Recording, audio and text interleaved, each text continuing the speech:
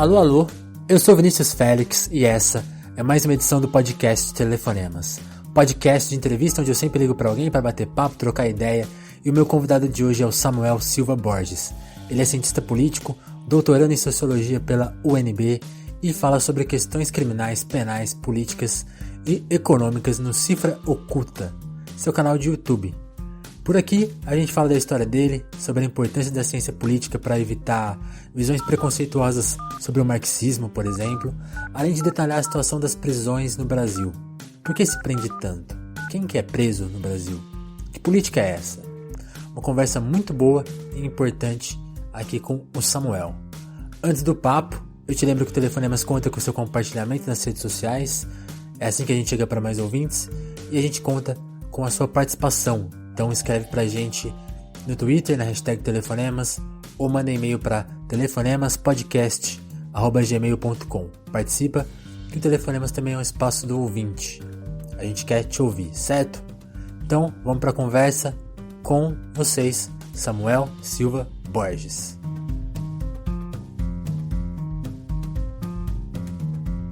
Samuel, vamos começar. Você é cientista político, e assim, a minha primeira pergunta já é nesse sentido, assim, até uma discussão que você promoveu no Twitter recentemente que eu achei bem interessante sobre a importância de tratar o papel do cientista político como ciência, né? Às vezes, tem muito na internet a figura das pessoas que falam de política sem esse cuidado científico, né? Assim, especialmente quem você, no caso ali, você tava falando com um cientista, né? Que era o Pirula. Uhum. E que sempre a gente tá muito em voga essa discussão de falar sobre ciência da maneira correta, e às vezes o cientista político não tá muito presente aí não tá incluído nessa briga. Eu queria que você falasse um pouquinho sobre a figura do cientista político e como você vê essa discussão atual aí que você levantou, né? Sim, eu acho nesse caso que tá acontecendo, inclusive até esse momento, esse tweet que eu fiz ironizando o Pirula, porque ele fez um post falando que de todos os grupos que odeiam ele tem vários inimigos, o que ele acha mais chato são os dos marxistas. Uhum. E aí a gente, por exemplo, eu fiquei incomodado, outras pessoas ficaram incomodadas.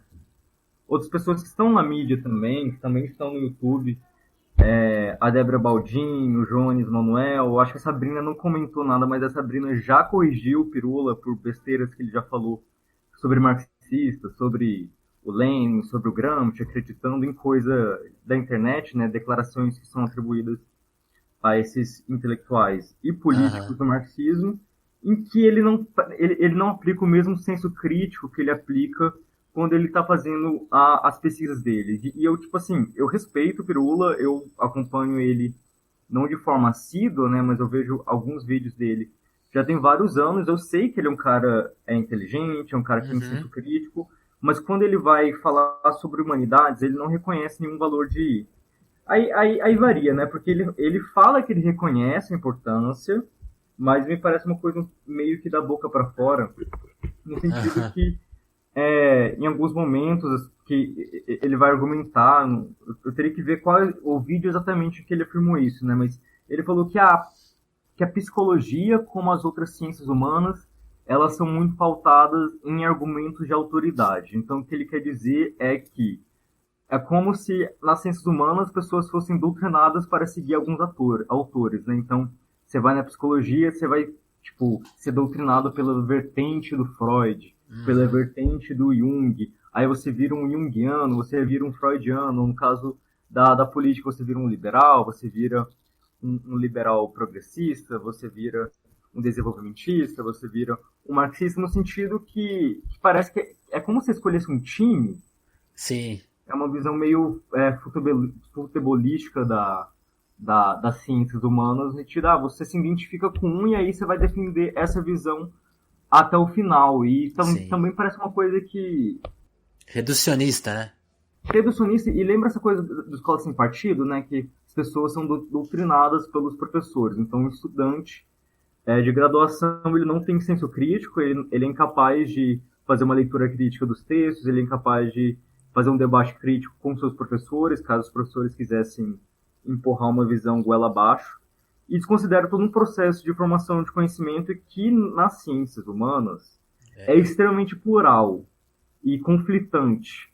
Então, isso difere de outras disciplinas científicas das exatas e da biologia, porque você não tem tantos paradigmas em disputa. Geralmente você tem o mesmo paradigma e você disputa a verdade, qual que é a verdade científica, dentro daquela já uma metodologia estabelecida para todos. Agora, nas ciências sociais, você tem múltiplos paradigmas. Você tem uma sociologia materialista, você tem uma sociologia compreensiva, você tem uma sociologia pós-moderna que tem concepções epistemológicas diferentes, como se forma o conhecimento, como se valida o conhecimento.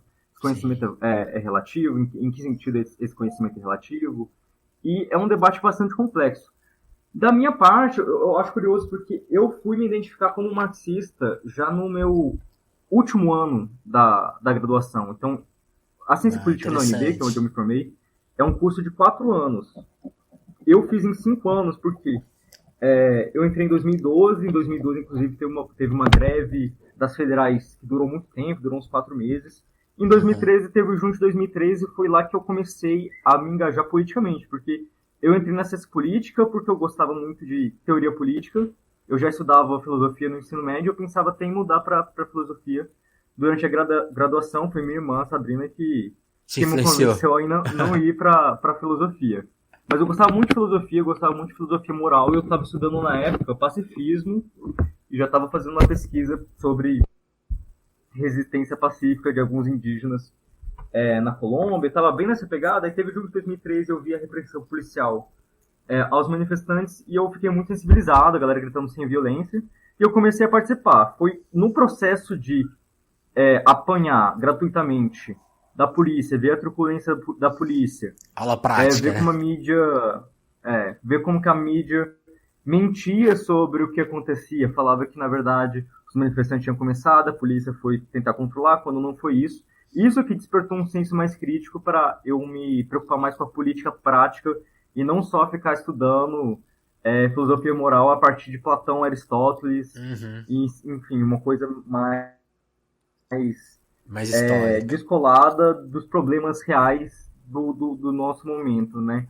Então, depois disso, eu comecei a estudar criminologia, mas sem me fechar nenhuma visão a priori, mas já com uma visão, comecei a me identificar com a esquerda, me identificar com a necessidade de fazer vários tipos de reforma, mas o marxismo é uma filosofia radical, uma filosofia que se quer revolucionária, uma filosofia que quer derrubar um sistema que é globalizado, então é uma coisa assim muito forte, que não acho que você pode se dizer marxista como alguém se diz torcedor do Flamengo, torcedor do Corinthians. E eu só passei a me identificar com o marxismo depois de muitos anos em que eu já estava estudando teorias críticas, estudando teoria feminista, estudando teoria antirracista, estudando teoria decolonial, teorias da América Latina, para começar a criar uma concepção que, de fato, a visão de uma reforma social necessária num país como o nosso é inviável por causa do perfil da nossa burguesia, da nossa elite,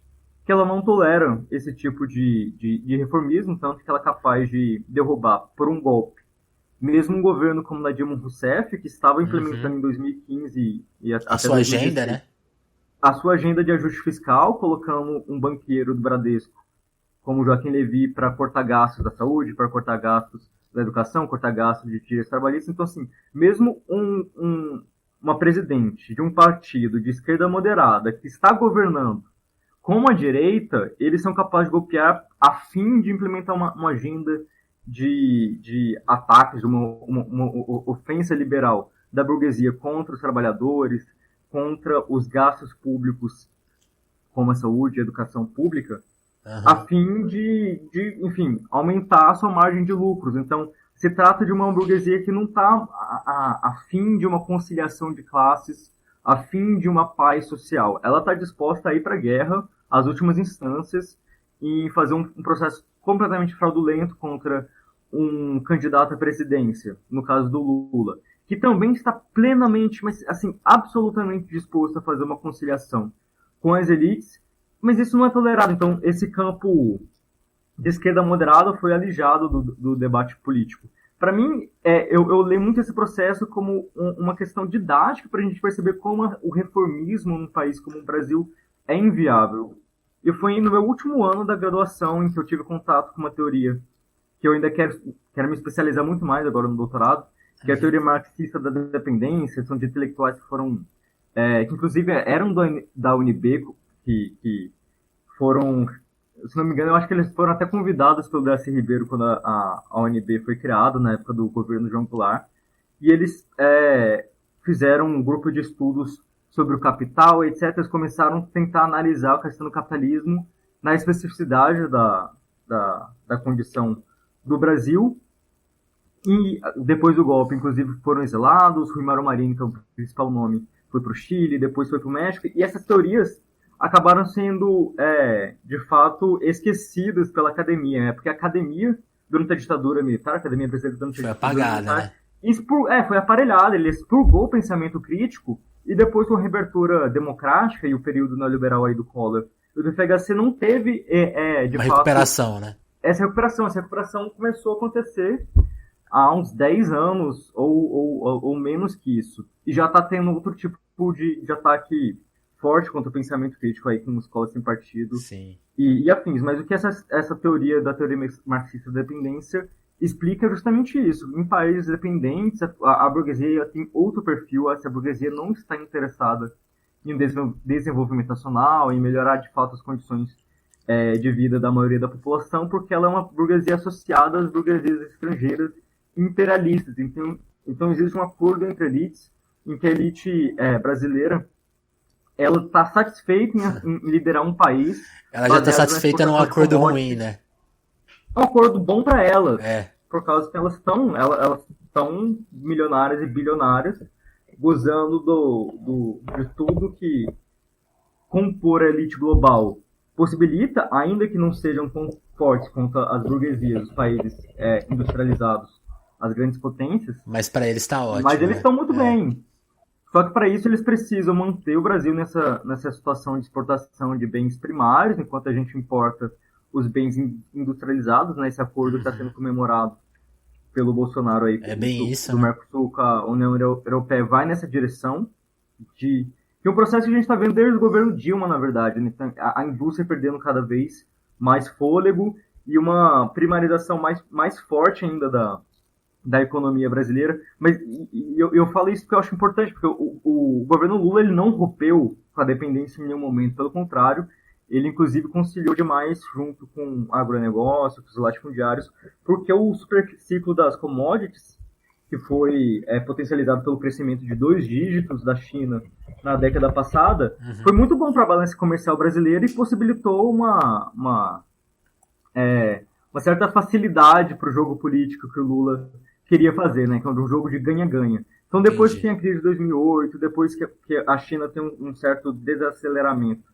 do seu crescimento, e as taxas do Brasil de crescimento também começam a regredir, no começo aí do primeiro mandato da Dilma, a Dilma tentou o quê? Ela tentou fazer um programa de incentivo à política industrial, a agenda Fiesp, como a economista Laura Carvalho fala, que era uma política de subsídios fiscais, e ela apostou nisso na esperança que a burguesia ia investir, e aí você ia ter uma virada para um Brasil mais industrial, mas foi uma visão completamente ingênua para ser bondoso, né? Para mim, realmente foi uma concessão às pressões dessa elite com essa desculpinha que achava que era uma boa ideia, né? Eu acho que não tinha tanta inocência nesse sentido.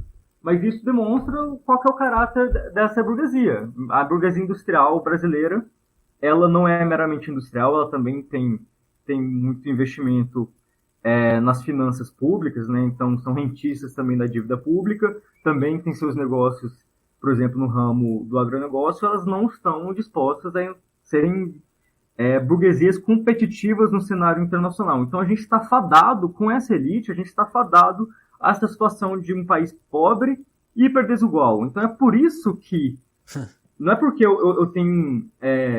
eu romantizo a ideia de revolução, eu romantizo a ideia de uma sociedade sem classes. É uma análise realista do meu país, depois de muitos anos tentando entender a política no Brasil, que eu vejo que a ideia de reformismo aqui é impossível, porque governos não marxistas de uma esquerda moderada, como o do João Goulart e como o petista, foram alijados por golpes. Golpeados, Então, assim, não dá. Essa via está bloqueada, então eu acho que é mais factível pensar num processo de conscientização da população a fim de caminhar em direção ao socialismo, né? Uhum. Então é mais ou menos por isso que eu passei a me identificar como cientista político marxista, e eu defendo essa visão como uma visão mais científica da realidade. Eu estou aberto a debater com outras pessoas que têm uma visão diferente. Inclusive, eu estudo a direita, né? Eu fiz meu mestrado pesquisando o discurso do MBL, e meu projeto de doutorado também envolve o discurso político e econômico do MBL. Então, não tem nada que eu gosto mais do que realmente o debate de argumentos Legal. No campo das humanidades. Então é falso essa noção que, tipo assim, as pessoas simplesmente querem se fechar numa bolha e não querem debater. Eu quero debater. Eu tô até pensando, daqui a um tempinho, fazer uma provocação, um desafio público para a galera do MBL, o Kim Kataguiri, por exemplo. Ele mora, ele trabalha agora em Brasília, né? Eu também moro em Brasília. Então Tá a gente pode debater a gente pode debater sobre política criminal, etc. E, enfim, isso é uma coisa que me deixa até um pouco incerto, porque tem a ver com essa espetacularização excessiva, essa mimetização excessiva que a política pode ter, mas eu também acho que o debate ele tem um potencial politizador interessante. E eu acho que, sabendo que as ideias... E ele foi muito concentrado radical, pela essa turma, né, do MBL. Assim, eles investiram muito nisso na internet, né? Pois é, e visões da esquerda radical ainda tem uma certa dificuldade de se popularizar, e talvez aproveitar o espaço de um debate público pode ser interessante para esse campo, para eu levar adiante as ideias da tecnologia crítica, do abolicionismo penal, da ideia de uma visão que seja socialista, que seja anticapitalista. Então eu acho que tem que aproveitar um pouco desse debate, da oportunidade de debates, para tentar elevar o nível do debate político, né? Porque tem essa coisa, o brasileiro cada vez mais fala de política, mas fala de uma forma bem despolitizada. Exato.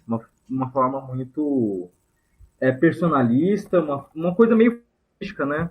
A coisa de um fla-flu de esquerda e direita, e não realmente de debates. O que é o melhor para a população, o que é o melhor para a sociedade, qual que é a melhor política econômica, enfim, tem que debater as políticas de fato. Legal. E para terminar, eu acho que o Pirula, ele não entende, ele não leva nada disso em conta. Ele acha que os marxistas são fanáticos, e ele tenta, eu não sei de onde exatamente que ele tirou isso, e ele tenta ridicularizar esse campo, Sim. Mesmo que se considere apenas como um campo do conhecimento. Então eu achei muito baixo. E eu acho que, enfim, tentei também chamar ele para discussão, mas você vê como ele é extremamente despreparado para esse debate. O ideal é que ele realmente fique nos debates aí de biologia, de ciências biológicas, porque quando ele fala de política é uma questão lamentável. Eu falo isso sem querer zoar ele nem nada, tô falando numa boa.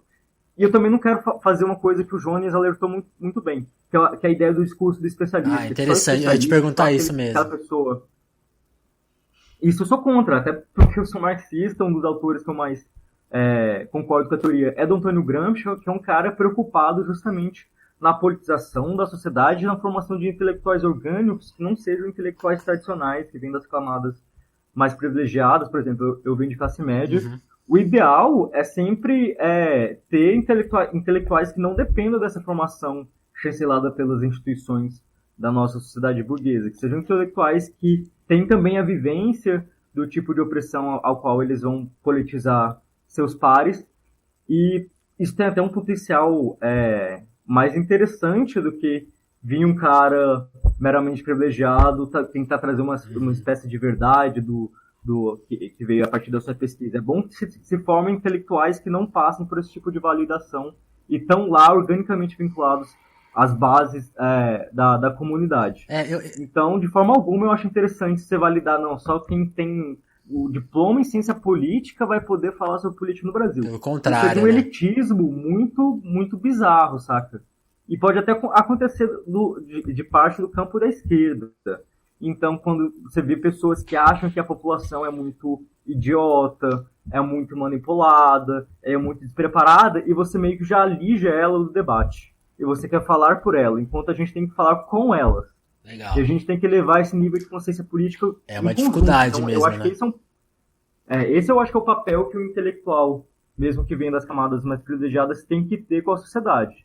E é uma das coisas que eu tento fazer pelo YouTube, que é trazer um tipo de discussão que está muito fechada no campo acadêmico, mas não deveria estar, porque ela é importante para toda a sociedade, mas trazendo uma linguagem mais acessível, mais didática possível para não ser excludente e para levar o nível do debate das pessoas que vão ter contato com esse tipo de formação, né? Formação intelectual e política que a gente está tentando levar para o YouTube.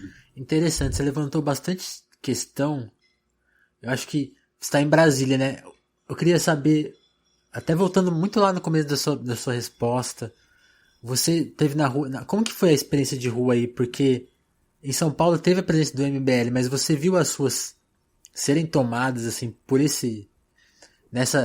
Tinha ali talvez um pessoal despolitizado que, na falta de um discurso mais à esquerda ali, abraçou um discurso mais à direita. Você viu na rua isso acontecendo? Ou a experiência em Brasília foi diferente da em São Paulo, por exemplo?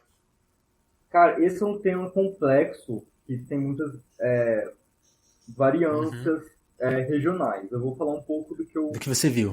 Vivi em Brasília e em minha análise política nacional sobre essa onda conservadora, esse giro à direita que a gente vê no Brasil. Legal. Só um ponto que também é relevante, que eu não estou em Brasília nesse momento, que eu e a Sabrina, a gente é de Goiânia, estou aqui na casa da minha mãe em Goiânia, e foi em Goiânia que eu acabei sendo preso em julho de 2013. Então, os protestos começam aí começo de junho.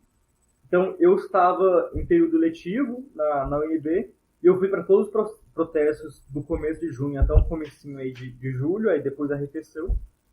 Depois, nessas férias de julho, eu fui para Goiânia, mais ou menos, agora deve estar fazendo 6 meses da minha prisão aqui em Goiânia, que eu participei de um protesto que foi mais chamado com os anarquistas aqui de Goiânia, protestando pela questão da tarifa e contra o governador, então, do PSDB aqui de Goiás, que era o Marconi Perillo, e eu acabei sendo preso, passei por um flagrante forjado, foi meio que assim, a gota d'água no meu processo. Pois é, o meu primeiro vídeo no YouTube é justamente sobre isso, chama Prisão Ilegal, e eu conto a história. Eu fui ver os mais recentes. Pois é, eu conto por que eu fui mexer de estudar criticamente questão criminal, penal e policial. Foi um tanto por causa da minha própria vivência. Caramba, você viveu? Desde os protestos em Brasília, eu fui para lá até com uma visão muito curiosa, uma visão de uma observação participante. E eu queria entender justamente quais eram as visões das pessoas que estavam lá. Então, eu tentava conversar com as pessoas comuns, tentava conversar com jornalistas, tentava conversar com policiais em todos os protestos, tipo assim, o que vocês acham disso? O que vocês acham da repressão? O que vocês estão achando da questão dos gastos com a Copa do Mundo? E você via até coisas interessantes de todos os lados, inclusive dos próprios policiais. Já vi policiais falando que concordavam, achavam que não podia fazer baderna, então você tinha toda aquela discussão sobre baderna e vandalismo em 2013. Mas o ponto é que eu apanhei de graça em todos os protestos, e de quase todas as formas possíveis, né? Só não levei bala de borracha, mas levei spray de pimenta, gás lacrimogênio, bomba de efeito moral estourou perto de mim, pegou no meu corpo, machucou minha mão. E foi muito interessante porque, como eu falei, naquela época eu era pacifista. E foi a partir daquela época que eu deixei de ser. Você parou com isso? Eu parei com isso porque depois de receber tanta violência gratuita e ver como que era a reação espontânea do meu corpo aquilo, né, a vontade é ser tomado por raiva quando você sofre uma violência ilegítima. E eu que estava recebendo isso com uma certa frequência 2 semanas, já estava perdendo a paciência, já estava com vontade de pegar uma coisa e tacar nele, pagar uma pedra e tacar nele.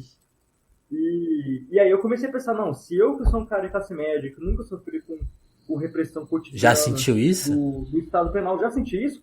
Quem sou eu para falar de obrigação de pacifismo para os grupos que são de fato oprimidos e reprimidos estruturalmente? Nem é. Então eu comecei a pensar mais sobre a questão da reação do oprimido, né?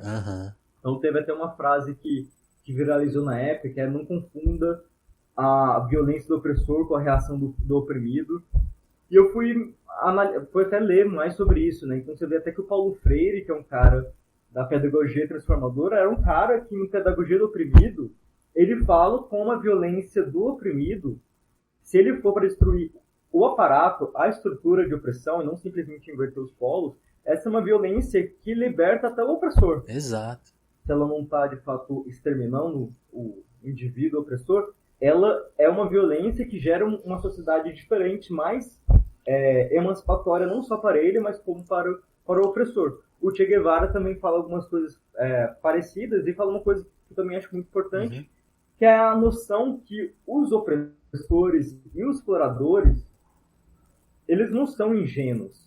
Eles não estão inocentemente fazendo o que eles fazem. Eles sabem o que eles fazem de certa má fé, e eles não vão aceitar mudar esse estado de coisas apenas na conversa.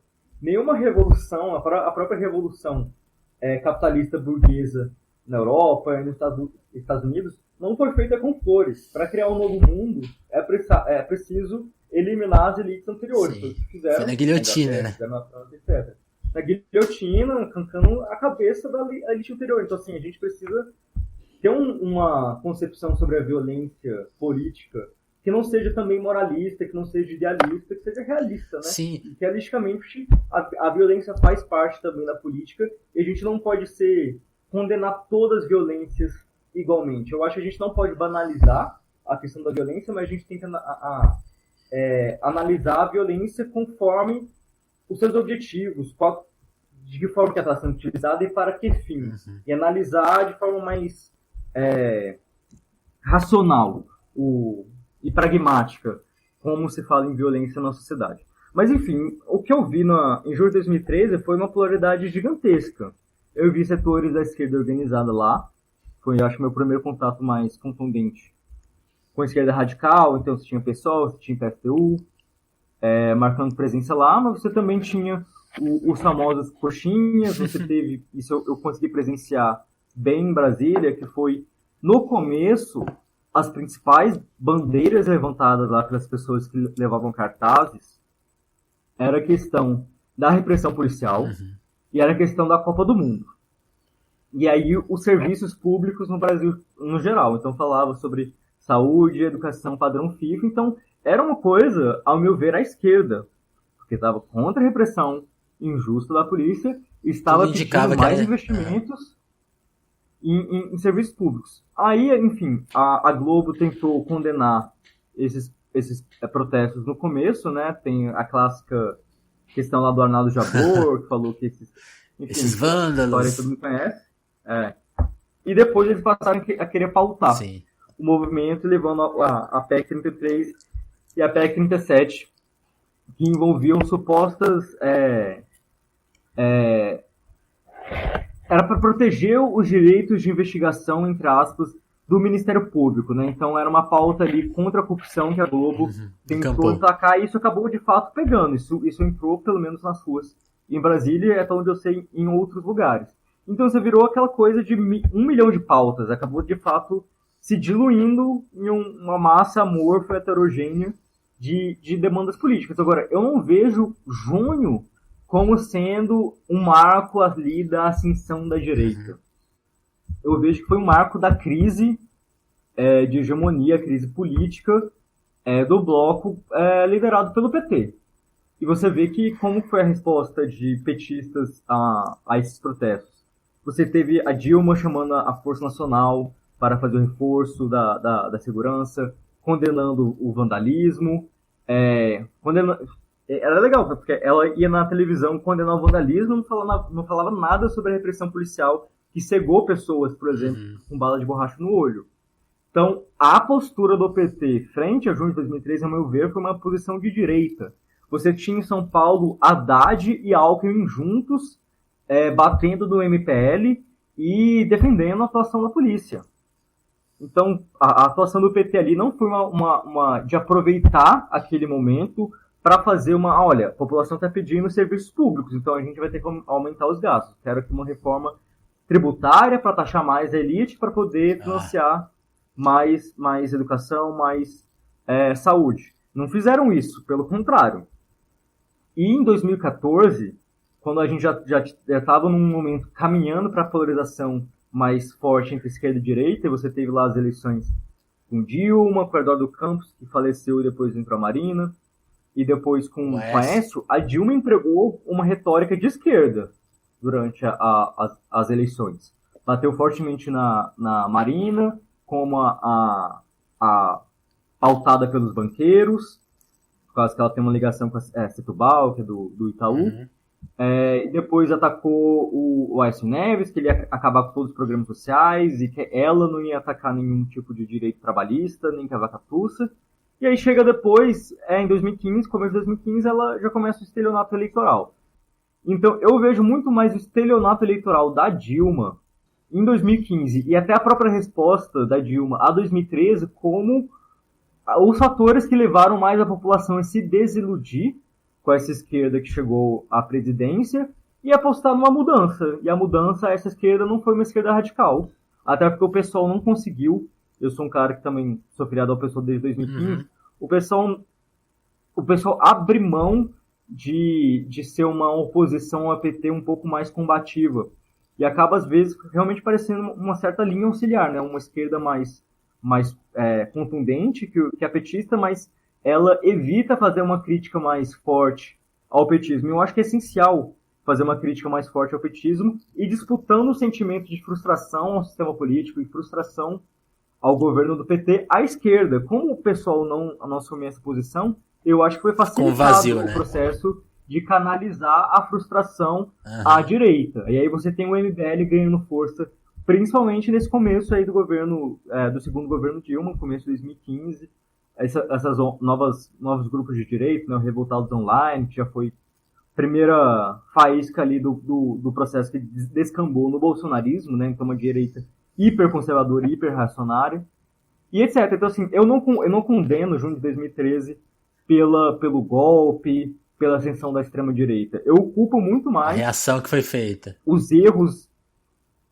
os vários erros dos governos petistas, especialmente dos governos da Dilma Rousseff. Tanto a política econômica, que eu já abordei aqui, tanto a visão errônea de conciliação com esse tipo de burguesia que a gente tem, e de ataque à eclosão popular que teve em 2013 com pautas progressistas, em que se desperdiçou essa oportunidade para pautar reformas importantes para a população.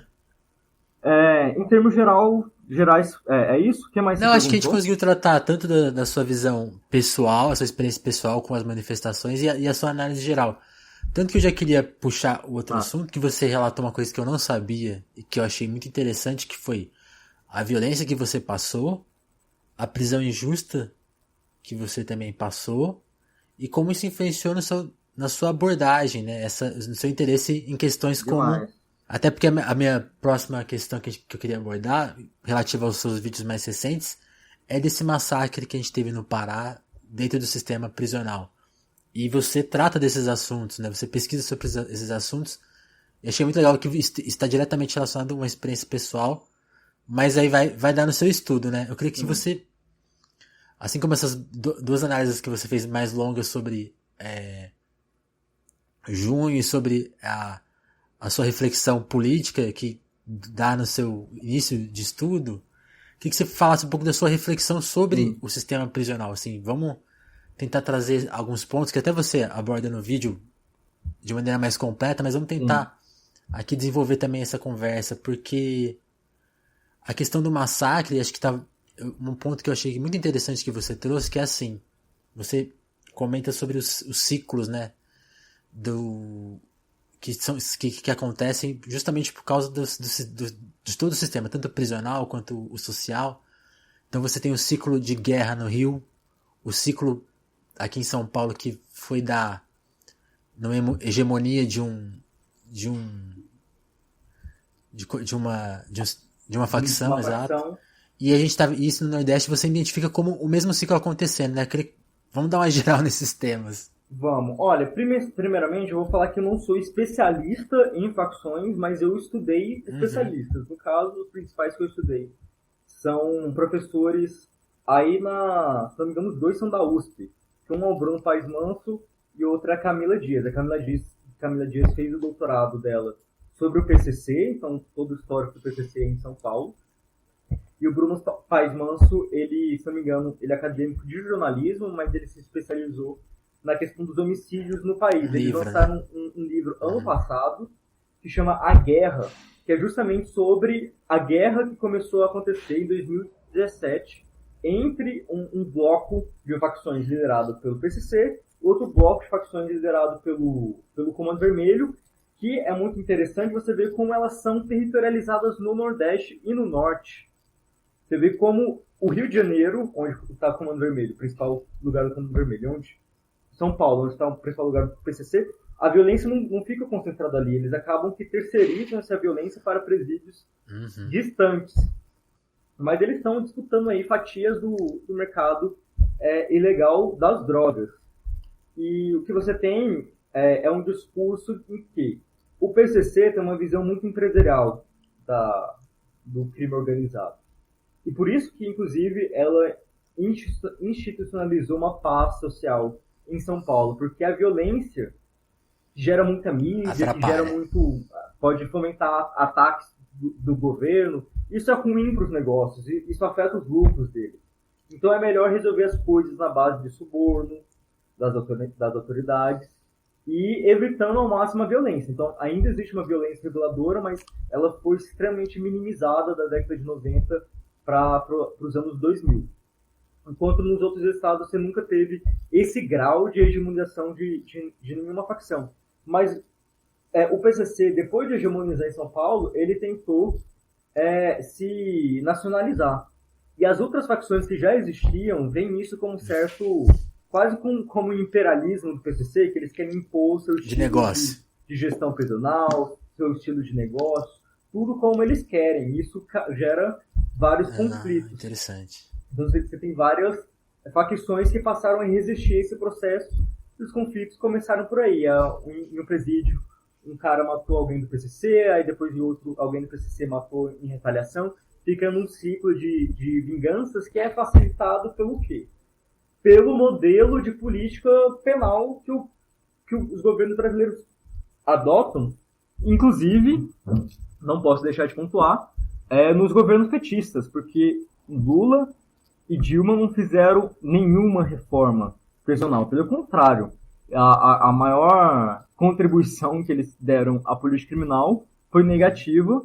Foi a lei de drogas em 2006, que fez explodir a repressão às pessoas presas por tráfico de drogas, e é justamente o tipo de delito em que há mais seletividade, em que os grandes traficantes que estão inseridos aí no comércio, aliás, nos setores legais e sofisticados e até glamorizados da economia legal, estão aí lavando dinheiro em academia, estão lavando dinheiro em concessionárias de carro, estão lavando dinheiro no sistema bancário, estão levando droga de avião, de helicóptero. Esses grandes traficantes, eles ficam imunes. E eles ficam aí, às vezes eles mesmos são políticos que têm um discurso de guerra às drogas. E a guerra às drogas é uma política extremamente hipócrita e que facilita a repressão violenta justamente das pessoas das periferias que podem ou não estar de fato envolvidas com varejo de drogas. A gente sabe que tem muitos moradores que são assassinados nesse conflito, inocentes, mas a polícia também, que é uma polícia que ela não tem controle cidadão, é uma polícia que foge seus flagrantes, é uma polícia que tortura e ganha confissões na base da tortura. É uma polícia que nega esse papel, que se coloca como eles estão fazendo uma guerra santa aí contra a criminalidade, mas na prática eles são instrumentalizados para uma farsa. A nossa política criminal no Brasil é uma grande farsa, porque ela não está de fato voltada para a segurança pública, ela está voltada para o controle militarizado, violento, de setores pauperizados da sociedade. Então você olha, as estatísticas criminais. Tem até aqui anotei para trazer aqui. Você tem que 61% da população prisional não tem nenhum ensino fundamental completo. 90% não tem nem ensino médio completo. E os outros 10%, né, então 100%, só chegou até o ensino médio. Então você não tem ninguém praticamente com ensino superior completo ou incompleto.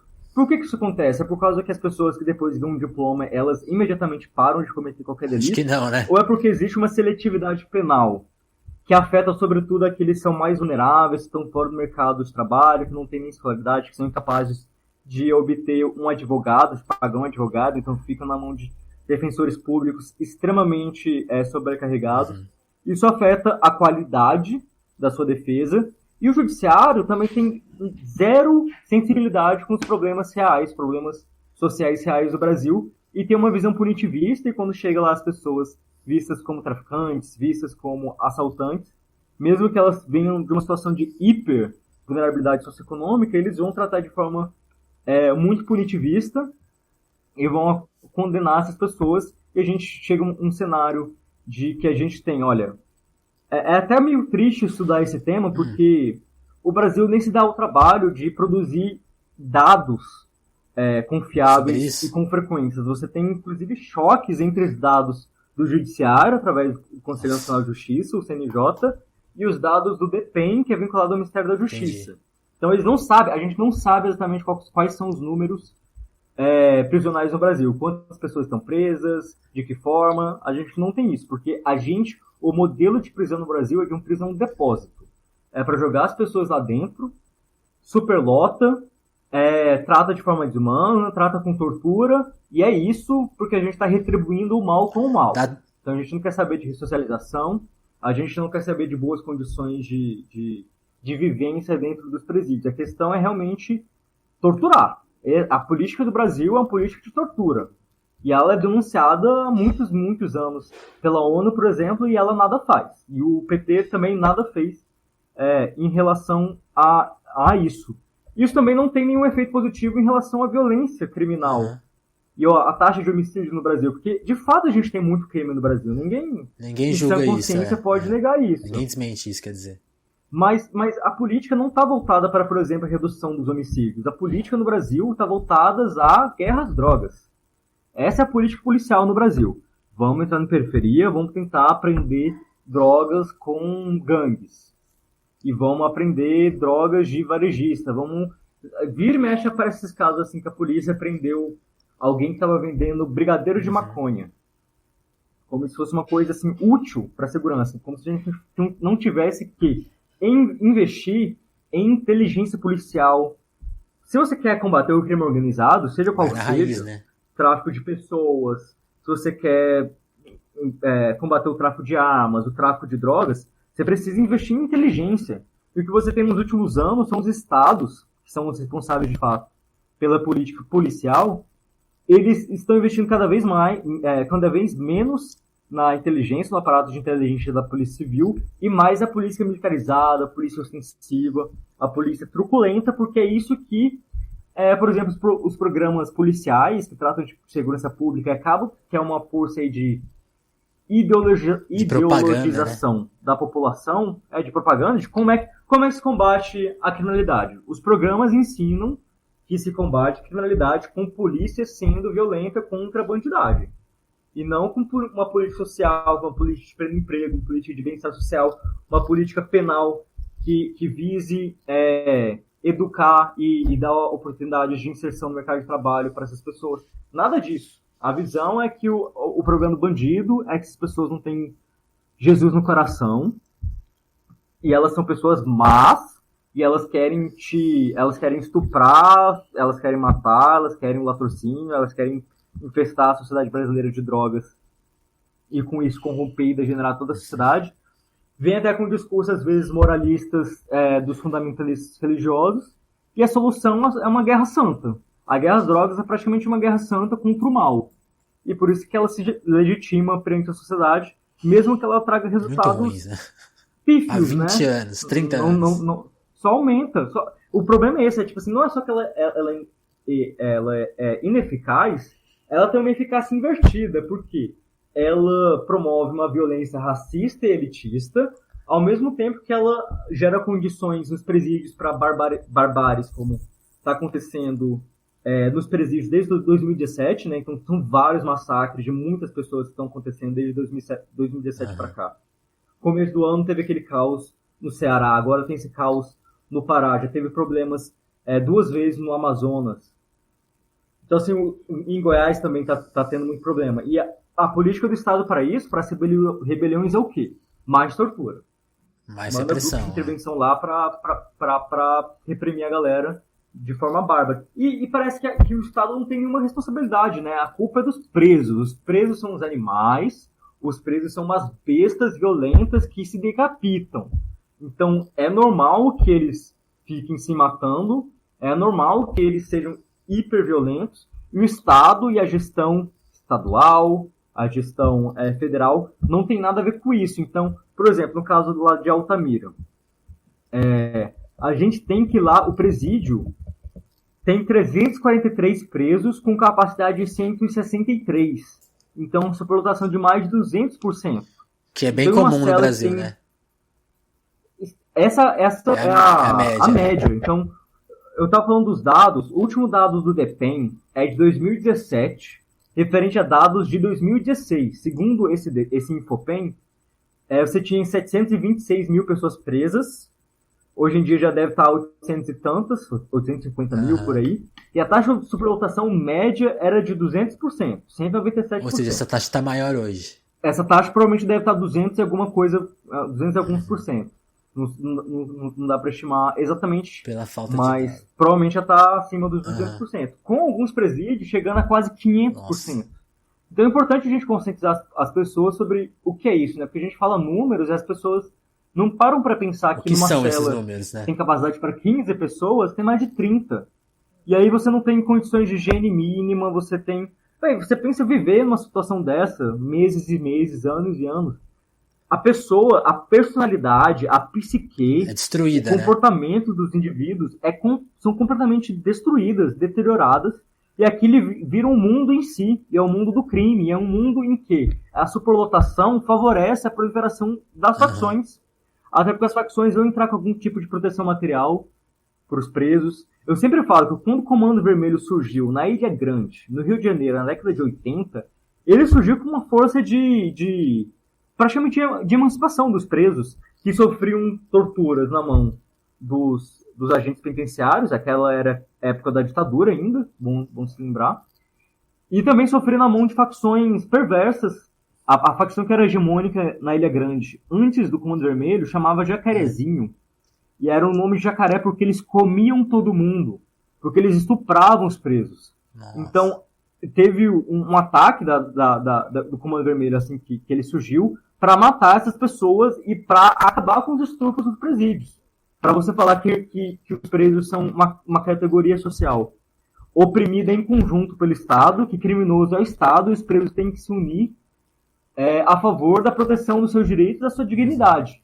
Esse tipo de discurso não está equivocado. Esse tipo de discurso é uma reação legítima à criminalidade do Estado penal. Mas as facções se deterioraram também no crime organizado e passaram a se envolver em outros tipos de crimes, assaltos, sequestros, outros tipos de quadrilhas, que representam um dano social muito grande, então não dá para defender as facções. E elas também extorquem seus membros, então você tem que pagar uma taxa, então você tem que se virar para pagar essa taxa, se precisar cometer um crime, eles até... A facção, ela agencia o mundo do crime no Brasil. Então, ela empresta uma pistola para a pessoa poder fazer um assalto e pagar a sua taxa, por exemplo. Ela obriga a, por exemplo, trazer drogas para o presídio.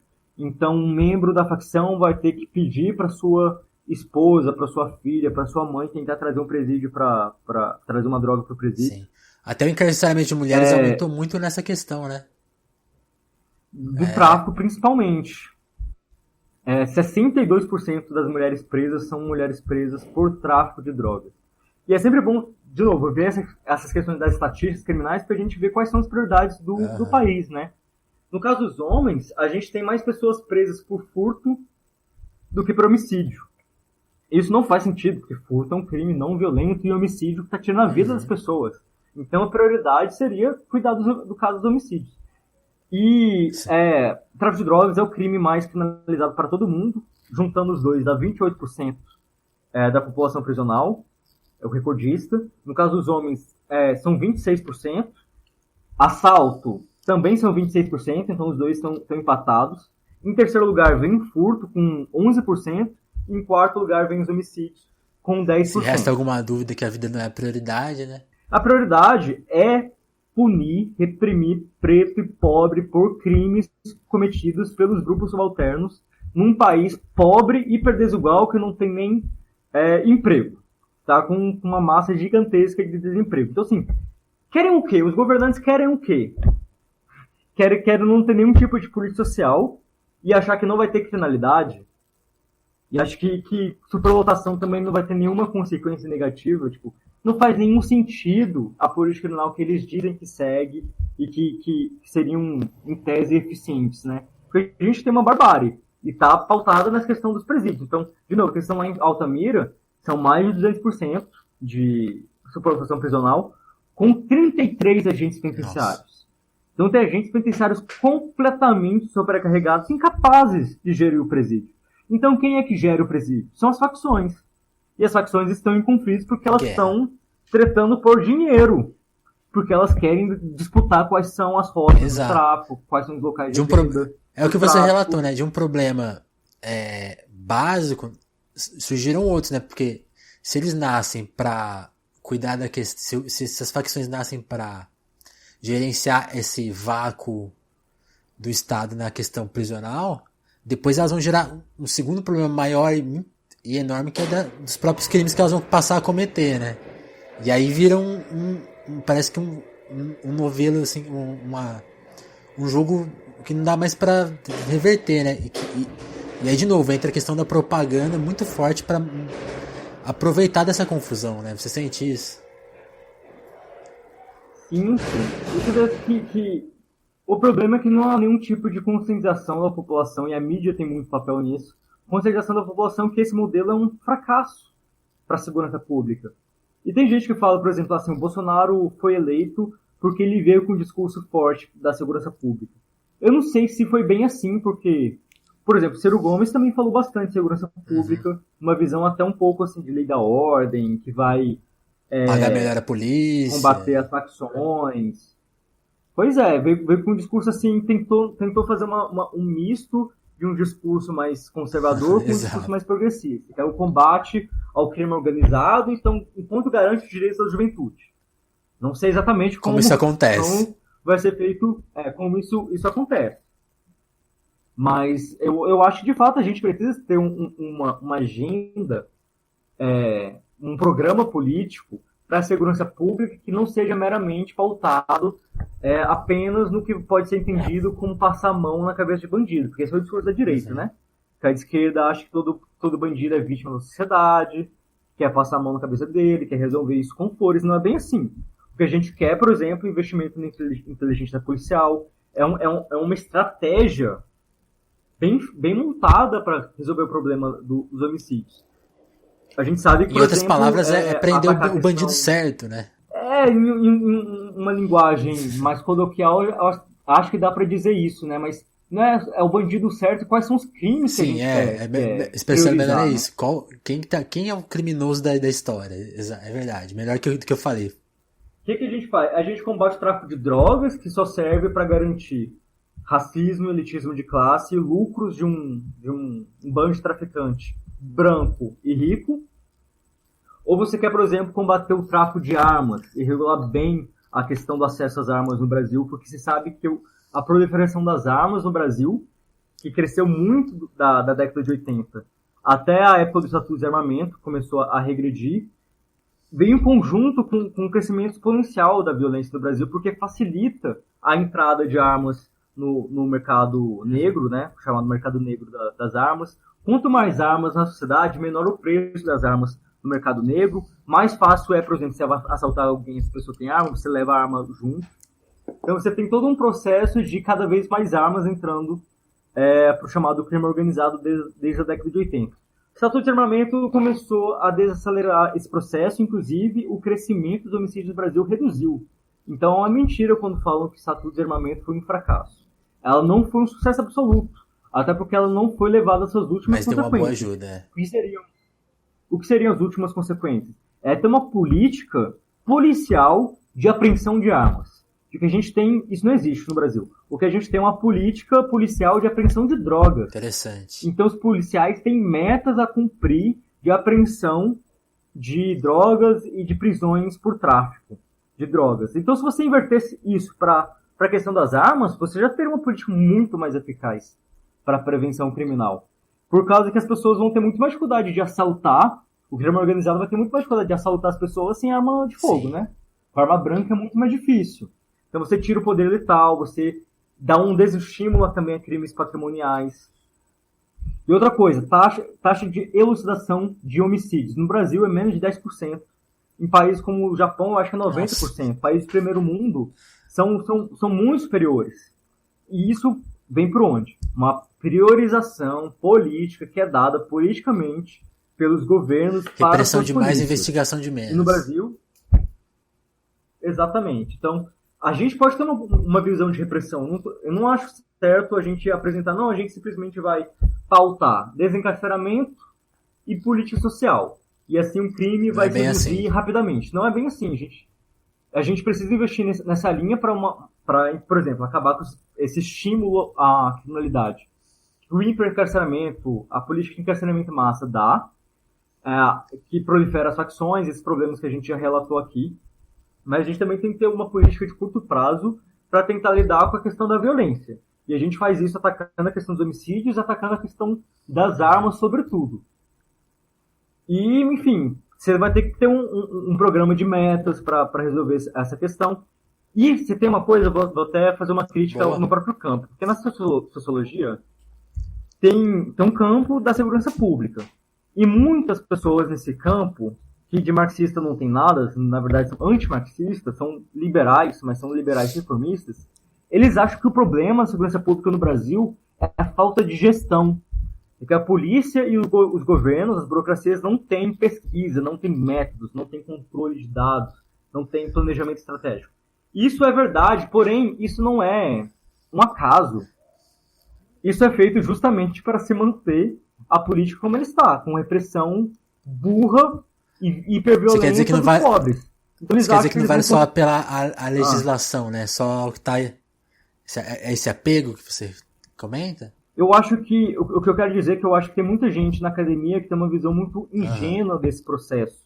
Como se fosse uma mera coincidência que o sistema penal é racista. Entendi. Nossa, é um legado longínquo. Não, tipo...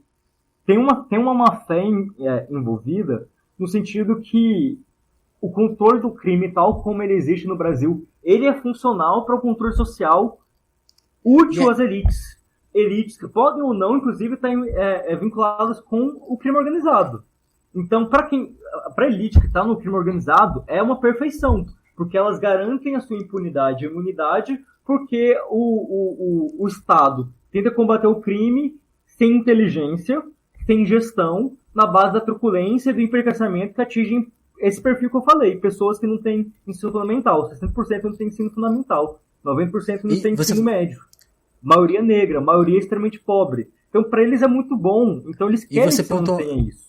E tem muito crime organizado dentro da vida partidária, da política, dentro da polícia, dentro da prisão, dentro do judiciário. Ou você acha que o PCC ou as facções conseguem proliferar e prosperar sem subornar essas pessoas? Agora tem gente influente. É claro que tem. Desculpa, te cortei. Você comentou uma coisa que eu fiquei curioso aqui e queria ver se tem uma resposta objetiva para isso, que é, você falou que essas pessoas que têm essa visão que você comentou fazem essa avaliação. O sistema prisional, esses defeitos deles seriam uma herança muito antiga. Tá? Acho que dá pra gente ter uma avaliação que é uma coisa, essa obra, essa engenharia, ela é mais recente, né? Embora você possa relacionar que o racismo que exista nela, a questão social, vai remeter lá à escravidão, ela começa a funcionar talvez a partir dos anos 60, você identifica isso? Ou eu tô errado? Cara, eu acho que a principal novidade é porque é o seguinte, quando eu falei que esses acadêmicos acham que simplesmente tem um legado do passado. Eu não estou negando existe esse legado, um forte legado do passado, por exemplo, da escravidão. Então, assim, quando a polícia militar no Brasil foi criada, foi quando a família real veio para cá, eles queriam uma espécie de milícia própria, mas a principal função da polícia era ir atrás de escravo fugido. Então, o aparato penal num país colonial, num país escravocrata, sempre foi vinculado com racismo, sempre foi vinculado com os interesses da classe proprietária. Mas isso se expande fortemente nas últimas décadas. Deixa eu ver se eu tenho até esse dado aberto aqui, do DEPEN. Eu tenho aqui. A gente está agora, né, deve estar com mais de 800 mil pessoas presas, o último dado de 2016, com 726 mil pessoas presas. Na década de 90, eram 90 mil presos. Era menos de 100 mil, e agora a gente está chegando a 800 mil. Então, 8 vezes maior em 3 décadas. Então, você tem um salto qualitativo do padrão punitivo no Brasil sem a mínima sombra de dúvidas. Isso vem com um giro neoliberal, que é muito interessante, né? Porque você vê assim, você vai pensar que a prisão vai ser mais utilizada pela ditadura militar, pelo estado de exceção, etc. E você tinha muita prisão, de fato, mas teve um aperfeiçoamento, então. O neoliberalismo veio... Você teve um agigantamento da questão penal assustadora aos moldes do que se viu nos Estados Unidos. O Brasil segue o modelo penal dos Estados Unidos, que dos países desenvolvidos é o mais violento, é o que tem mais armas, é o que prende mais, é o modelo que a gente está seguindo. Eles só não são tão violentos quanto o Brasil, porque eles são o país mais rico do mundo, né? Mas como o Brasil é um país pobre e segue esses outros modelos, o Brasil vai ter muito mais violento. E aí, esses dados que eu dei agora são de dados em termos absolutos. Em termos proporcionais, eu tenho aqui dados de 2000 para 2016. A taxa de encarceramento era de 157 pessoas presas por 100 mil habitantes em 2000 e subiu para 352 em 2016. Então, em 16 anos, mais do que quase dobrou, né? Atualmente já dobrou. Então, você tem mesmo que proporcionalmente, não tem sombra de dúvida que o Brasil está prendendo cada vez mais pessoas. Mas eu não acho que se dá para falar que nosso modelo penal é completamente novo. Então, por exemplo, o modelo de prisão de depósito sempre existiu. As torturas no cárcere sempre existiram. A polícia que extermina jovens da periferia, que tortura jovens da periferia, também sempre existiu. Então você tem também uma continuidade histórica, mas você também tem uma certa ruptura e intensificação do modelo de hiperencarceramento. Né? Em termos quantitativos, você tem um grande alargamento do sistema penal. Eu nem estou falando aqui de outras coisas. Por exemplo, as centenas de milhares de pessoas com mandado de prisão emitido, que poderiam ser presas e superlotando ainda mais o sistema. Pessoas que estão sofrendo pena alternativa, que estão cumprindo pena em regime domiciliar, pena com tornozeleira eletrônica, porque se você for levar isso em conta, vai dar quase 2 milhões de pessoas cumprindo alguma pena no Brasil. Imagina. Porque quando a gente fala de cárcere, a gente está falando só de regime fechado. O sistema penal não se resume ao sistema fechado, ao sistema semiaberto. Mas tem um sistema aberto, tem regime domiciliar, tem tornozeleira, tem pena alternativa. Tem muitas pessoas passando aí pelo crivo do sistema penal. E na outra ponta a gente tem muita gente que já que nem foi condenada ainda, ou que já até cumpriu a sua...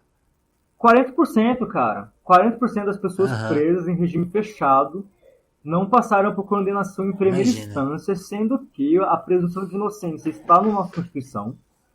E você tem toda essa polêmica com o Lula desde o ano passado, essa coisa de prisão em segunda instância.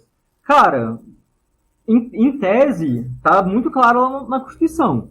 Você só vai considerado culpado, só vai cumprir pena depois de trânsito em julgado. Então você teria que passar por todo o processo, com toda a sua possibilidade de recorrer. 4 instâncias, né? O que eu até acho que é uma coisa muito tanto problemática, tanto quanto inviável de ser implementada na prática. Né? E é meio que uma jabuticaba legal brasileira. Contudo, é irônico que você tenha toda essa polêmica em relação ao Lula enquanto quase metade das pessoas presas, não foram condenadas nem em primeira instância. Então, assim, o Lula é um preso político? Eu acho que ele é um preso político. Esse caso da Lava Jato, né, comprovou de uma vez por todas, né? Contudo, todo preso no Brasil é um preso político. Eu penso dessa forma, porque é um projeto político que é funcional às elites, que é funcional para o controle dos grupos periféricos, e é funcional, já que a gente mencionou essa continuidade histórica, é mais uma engrenagem dentro desse mecanismo de dominação da população negra no Brasil, vendida da escravidão, de gestão da população. Dá pra gente chamar de atualização, né? Parou de chamar escravidão e tem um novo nome.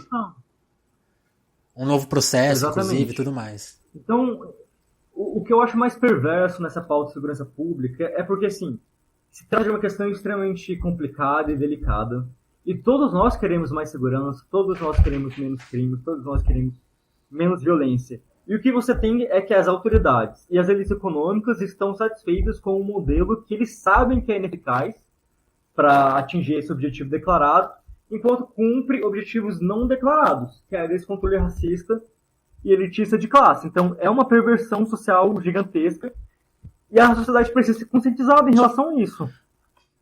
E é uma coisa muito difícil porque a gente não tem um aparato comunicacional, né? Então, você não tem um programa policialesco que vai trazer um especialista em segurança pública, que nem eu, que nem outros, que vão trazer um contraponto forte. Imagina você do lado da Atena todo dia falando, calma, tá errado, imagina, né?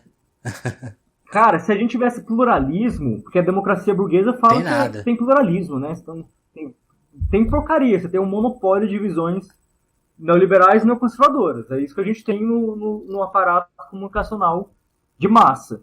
Por isso que, de certa forma, o YouTube é interessante. Mesmo que até hoje o YouTube seja hegemonizado, o campo da política no YouTube seja hegemonizado por youtubers de direita, a gente entrar lá é muito importante porque a gente tem, por exemplo, eu como acadêmico,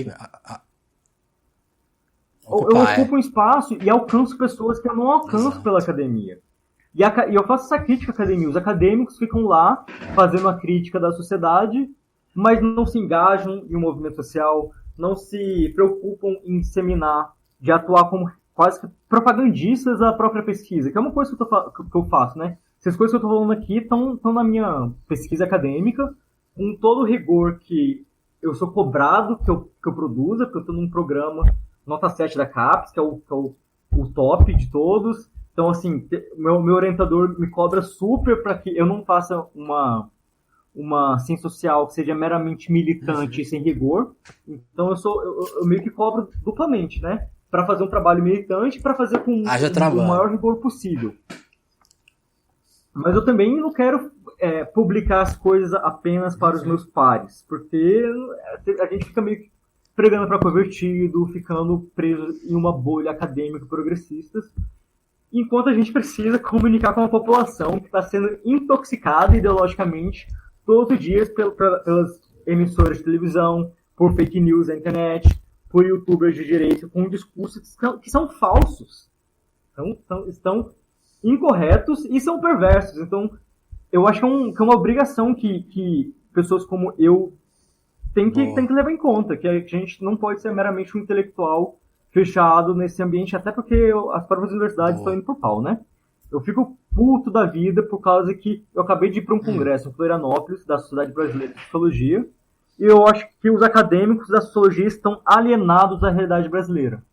E acham que resistência, eles até falam, vamos resistir aos tempos sombrios. Resistência para eles é fazer evento acadêmico, é fazer congresso acadêmico, e que eles falam só para eles mesmos. É dessa forma que eles vão combater os obscurantistas que falam em ideologia de gênero, em escola sem partido, que falam que sociólogo é tudo doutrinador. Eles estão na rua, né? É tudo marxismo cultural. Pois é, cara. Então, assim, tem que fazer política, e tem que fazer uma boa política, tem que fazer uma política, ao meu ver, de forma radical e compromissada com a emancipação do ser humano. E não tentar fazer conciliação com esse tipo de burguesia e elite parasitária, perversa, racista, escrota que a gente tem. Então, assim, eu tenho muitas divergências no campo acadêmico, porque eu sou muito mais radical do que os meus pares na academia. Por outro lado, eu também vejo até na militância um certo praticismo que nega a importância de ter uma formação científica e teórica mais densa. Então eu tento juntar essas duas coisas, né? E tentar trazer um discurso que seja politizado, que seja embasado nas ciências sociais críticas, para tentar fazer essa disputa de hegemonia na sociedade. Não é uma coisa que eu acho que vai ter um grande efeito a curto prazo, mas o caminho é esse, ao meu ver. É a conscientização, criar uma força social e política capaz de tomar o poder político desse país e, de fato, implementar as medidas necessárias para resolver nossos problemas. Porque o PT não vai resolver esses problemas, eu acho que até o PDT do Ciro não vai resolver esses problemas. O pessoal tem seus problemas, então o ponto é, quando a gente está no processo de politização, a gente precisa entender bem quais são os problemas sociais e quais são as diferentes forças políticas que apresentam um diagnóstico e um prognóstico de como resolver esse problema. Então a gente tem que ter uma visão pragmática, a gente precisa resolver os problemas. Como se faz?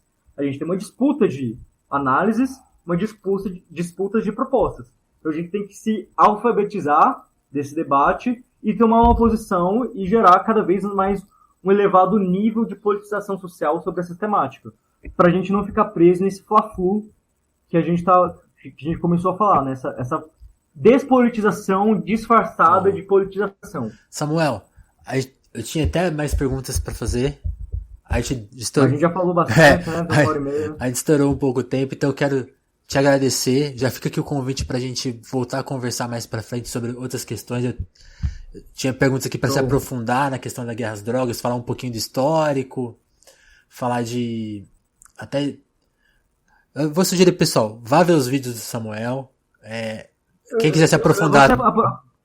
Diga. Vou aproveitar que você falou disso, porque de fato, se você olhar no meu canal, o Cifra Oculta, ele tá muito mais pautado no debate da criminologia em si. E da segurança pública. Mas é essencial que a gente enquadre esse debate dentro de um debate muito mais amplo de política, de economia, de formação histórica do Brasil, para a gente ver como esse problema, que é um problema dentro de um problemão muito maior. A gente tem que contextualizar. Então, minha fala aqui com você, eu fiz questão de fazer uma análise política um pouco mais ampla, né? Falar sobre o que foi minha avaliação dos governos do PT, análise sobre a possibilidade de fazer uma reforma, de fazer uma conciliação com as elites que a gente tem, qual que é o papel também da nossa mídia, por causa que eu não tenho muitas esperanças fora de um programa de politização radical, marxista, enfim, seguindo no caminho que o marxismo entende a ciência, né, para fazer a ponte com como a gente começou debatendo, né, sobre ciências sociais. Por que a Sabrina tem um canal que chama Tese 11, né? Porque não importa apenas interpretar o mundo. A gente pode ser só cientista. E eu vejo muita gente que quer simplesmente se fechar nessa tarefa. Vou interpretar o mundo da melhor forma que eu consigo e debater minhas análises com meus pares que também são cientistas. Eu não vou falar que isso é ilegítimo, mas eu acho isso insuficiente para o grau de problemas que a gente tem no nosso planeta, na nossa sociedade brasileira. Então a gente tem uma obrigação de querer mais e fazer também política. Então não importa você interpretar, é necessário transformar o mundo. Eu acho que isso significa ser um cientista social numa pegada marxista. Ter um comprometimento com a transformação social positiva. Não, e até uma coisa que a Sabrina discute bastante, que é a paciência, né? Eu tô aqui falando imagina a pretensão de fazer todas as perguntas que eu quero em 1 hora. Tem que ter paciência, ler bastante, ouvir bastante, porque é fundamental, né? Esse aprendizado, essa noção, ela vem com o tempo, né? Isso. Boa. Samuel, então eu te agradecer. A gente tem que acelerar ao máximo, né? A gente tem... É paciência e urgência histórica. Exato. É meio paradoxal, mas faz sentido. É a nossa sina, né? Porque, cara, o planeta está sendo destruído, cara. A mudança climática vai gerar um caos climático no nosso século. Então a gente tem a obrigação, se a gente não quer acabar com o planeta para a próxima geração, de fazer a política agora. E mudar o país na nossa geração. Exato. Então, assim, a gente tem que ter a paciência, não ser afobado. Mas uma certa pressa. A gente tem que ter uma certa pressa, sim. Beleza. Mas valeu, cara. Foi um prazer tocar essa ideia contigo. Eu te agradeço, Samuel. Muito esclarecedor. Posso voltar em outro momento aí pra gente debater mais guerras drogas, que é outra coisa que você achar mais pertinente. Sim. E é isso, tamo junto. Obrigado aí pelo convite. Valeu, gente. Então, qual que é o seu canal, Samuel? Chama Cifra Oculta, vocês vão achar, só tem esse nome no YouTube. Também vocês encontram uma página no Facebook, que tem inclusive muito menos seguidores, né? Então, meu canal no YouTube tem 11.500 e no Facebook tem 3.000 alguma coisa. Então tem muito menos no Facebook, mas no Facebook eu compartilho muito conteúdo legal. Textões, memes legais. Então, assim, eu recomendo as pessoas também procurem no Facebook. E eu também tenho o meu Instagram, que eu também compartilho muita coisa nos stories. Compartilho recomendações de leituras nas minhas postagens. Debato alguns temas que estão pegando fogo. Lá vocês encontram por Samuel Silva Borges, Cifra Oculta, tudo junto. Beleza. E também estou no Facebook, também debatendo muitas coisas, compartilhando muitas coisas. Tenho... metade do meu trabalho é coisa acadêmica, outra metade é redes sociais e militância. Eu tô atuando numa frente pelo descarceramento no Distrito Federal, estamos aí tentando nos juntarmos com familiares de presos e outras pessoas que são afetadas diretamente pelo sistema penal, para que a gente faça a luta contra as torturas, contra os maus tratos, contra os absurdos, inclusive prevenir barbáries como aconteceu agora no Pará. Demais. E é isso, porque também não é só uma retórica, você tem que se organizar politicamente, fazer pressão contra as autoridades cínicas que estão no poder. Se dependerem dela, vai tudo continuar do jeito que está. Boa, Samuel. Então, obrigado mais uma vez e até a próxima nóis. ligação aí. Valeu. Valeu, abração. Alô, alô. E aí, pessoal? Gostaram do papo com o Samuel? Eu gostei bastante, quero agradecer o Samuel pela participação.